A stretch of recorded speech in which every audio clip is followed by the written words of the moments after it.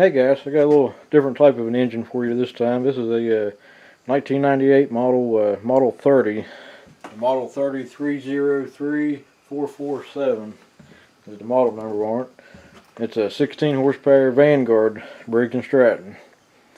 It's the only side shaft or horizontal shaft V-twin engine I have. This was actually given to me about a year or two ago, and I heard it run. He had it running for me, but I never did get a chance to do anything with it, and there was gas left in it because it wasn't ran dry. But I don't expect any issues. You should start right up. And I'm going to talk a little bit about. I'm not 100% sure what it came off of because it had a PTO shaft on the flywheel I already took off, and it did come with an electric clutch too, so it might be handy for something later on if it's getting good. And you probably noticed this right off the bat. It's got an external oil filter that you can mount somewhere on it, so that's going to be pretty nice too. And it does have a fuel pump on it. And I had it running a while ago, just on spraying carburetor cleaner in it, just to make sure it still had spark, and it was running pretty good on that. But I haven't actually tried to start it with gas, so what I'm going to do is it's got a fuel pump. I'm just going to hook up this hose here to the fuel filter and stick it down in a gas can, and let it take off on its own. We'll keep it running on the carburetor cleaner. But next thing I want to talk about before we start it, I want to do something a little different on the exhaust. I have the original muffler for it. It goes down to like a square or rectangle shaped muffler, and so I want to do something a little bit different. I'll show you why here in just a second. Let's look at the other side of the engine. You see it's got a pipe here, like a header, that dumps both cylinder exhaust into one pipe. And it's about the same size as a 3/4 muffler. Is a 3/4 inch pipe thread. This is a muffler off a 5 or 8 horsepower Briggs, and since it's about the same size, it's not going to cause any restriction. But I didn't want to weld to it or anything in case I ever put the factory muffler back on, so I came up with this. I did it off camera just to speed things up a little bit, and it actually worked pretty good. I made my own band clamp for this. Just took a piece of sheet metal. This is galvanized. I should have cleaned it off first, but it'll burn off. And a brand new muffler. This muffler does have the baffle in it, you can see. And so just going to slide over here. I got these hose clamps here to tighten it up on here. And this is not ideal, and I probably wouldn't use this like on a permanent setup. Not with hose clamps anyway, but if you can find like a little small U-bolt, it'd be ideal for this, and it'd actually hold up. This will probably leak somewhere, and it don't really matter. Just trying to quieten it down a little bit for the video, but I think it looks pretty neat actually. Let's get another angle on it here. This is electric start, of course. I did get some extra parts with it too. I got another starter and a whole bunch of other stuff for it. So we're going to set you all up on the other side looking this way, so you can see the exhaust. We'll see if this motor is going to smoke or not. I don't remember it smoking, but we'll find out. It's too big to mount on the engine stand, so we're just going to let it rock and roll on the workbench. Get the air filter and everything out so I can get to the throat of the carburetor to spray some carburetor cleaner in it. The choke setup hookup is right here, and we're not going to work at the throttle's in the back here. It actually locks on the full throttle, so that's pretty neat. There's actually going to be a second video on the linkages and the carburetor cleaning, because I got an extra carburetor with this. It's already on a manifold, so it'd be ideal, because hopefully this one won't need cleaned. If it does, we'll just use this one, but that's why I'm making this video first. So I'll make two separate videos, one of the old start and the exhaust, and the other one will be of the carburetor and linkages. Alright, so we're going to get ready to try to start. I'm just going to get it running on carburetor cleaner, and hopefully it'll show up on the camera. Since this is clear, we should be able to see it start pumping the fuel up. If the fuel pump's still good. If not, we'll have to swap that out, but let's just see what happens. I checked the oil in it. It needs an oil change. The oil's kind of dark. You can see, but not too bad, so we'll be good enough just for running it. It's just a tad low, but it'll be alright for right now. So, I think we're ready to roll.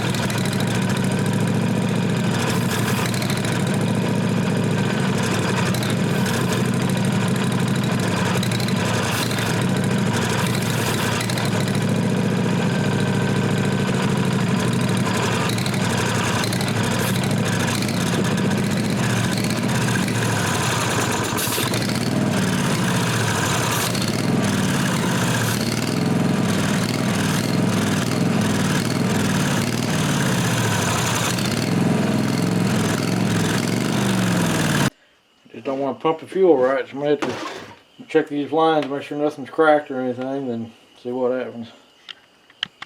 Alright, so I replaced this fuel line here. The old one was kind of dry rotted somewhat, so hopefully this will take care of it. I'm losing amperage on the jump start with the jumper cable, but I get tired of it fighting with it falling over and everything. Let's just see what happens.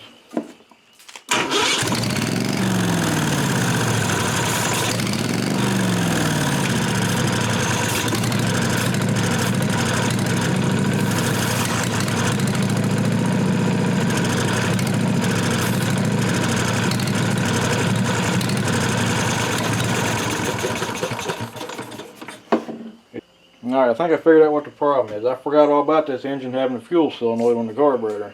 So now I got it wired up. I think this is the right wire. The orange wire is supposed to be a shut-off wire, but it's not hooked up. So I know this is a recharge wire for the battery. So this sparks just a little tiny bit when I hook it up, so I'm hoping that's it. I think the reason it wasn't pumping fuel, the solenoid was closed, so it didn't have nowhere to go. So it was just doing what it could. So it should take off if that's what the problem was. So.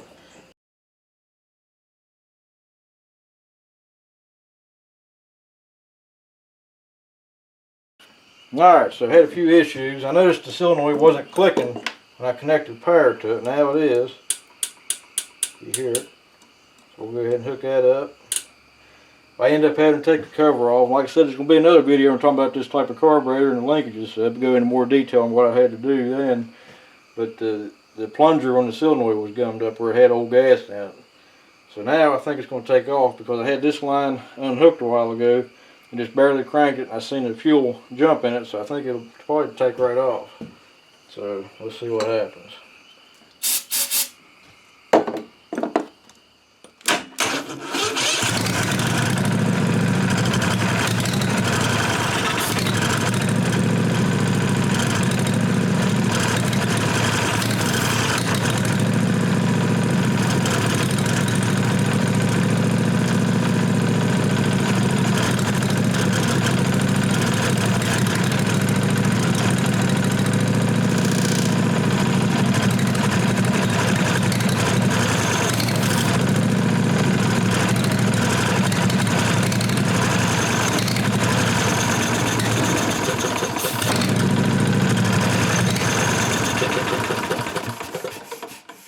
Still don't want to take off.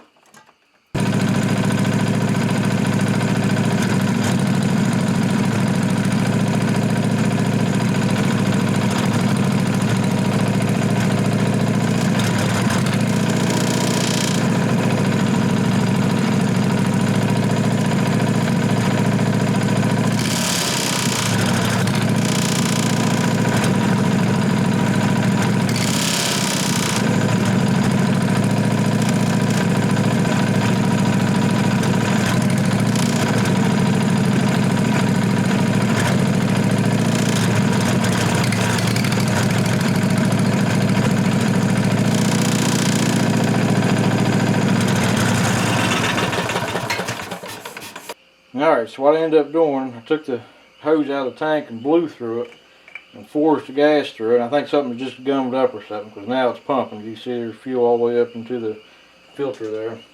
Then I had to shut it off because it started making a noise. I don't know if you heard on the video or not, but anyway, I had this one wrong. It's missing one bolt there, and there's a spacer that goes in between there.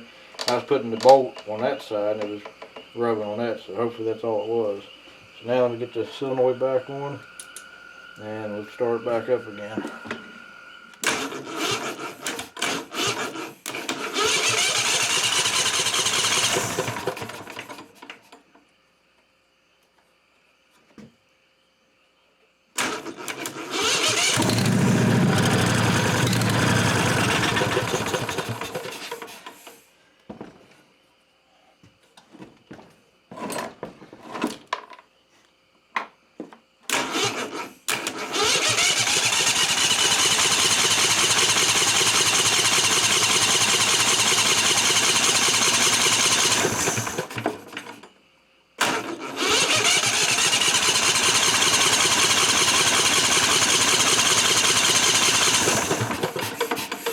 Alright, so I figured out the other problem.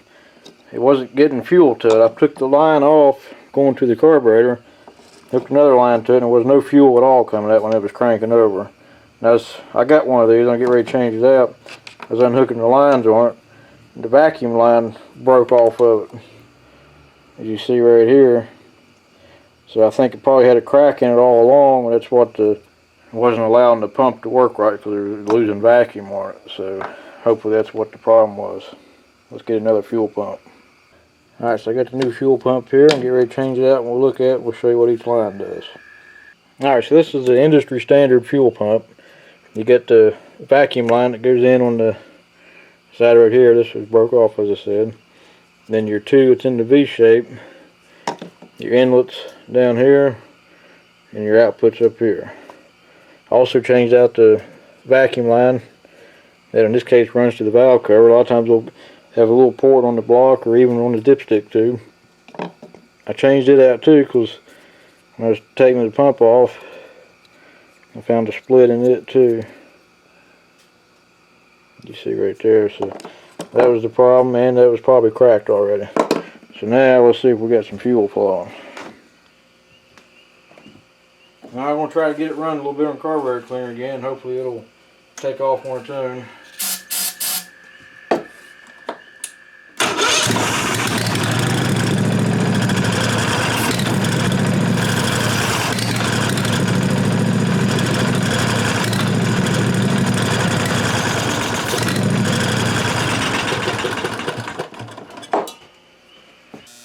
Alright, so the new fuel pump actually turned out to be bad too.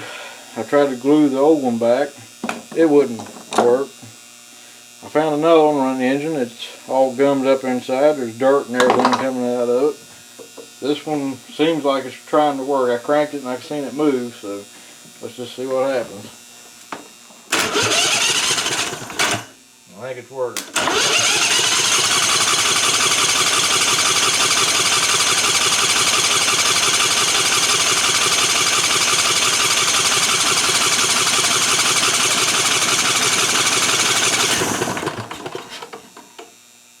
Pumped it up so far.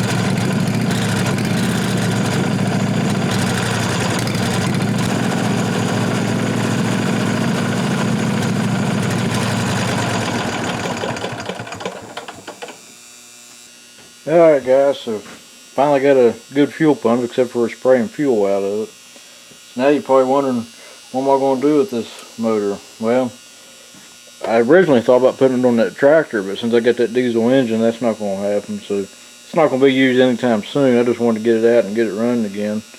And I'm glad I did. Now I know I need to order a good quality fuel pump, get a couple of them in stock. I know the oil pump and everything is working because the oil filter is pretty hot. It seemed like a pretty good engine. Needs an oil change, like I said.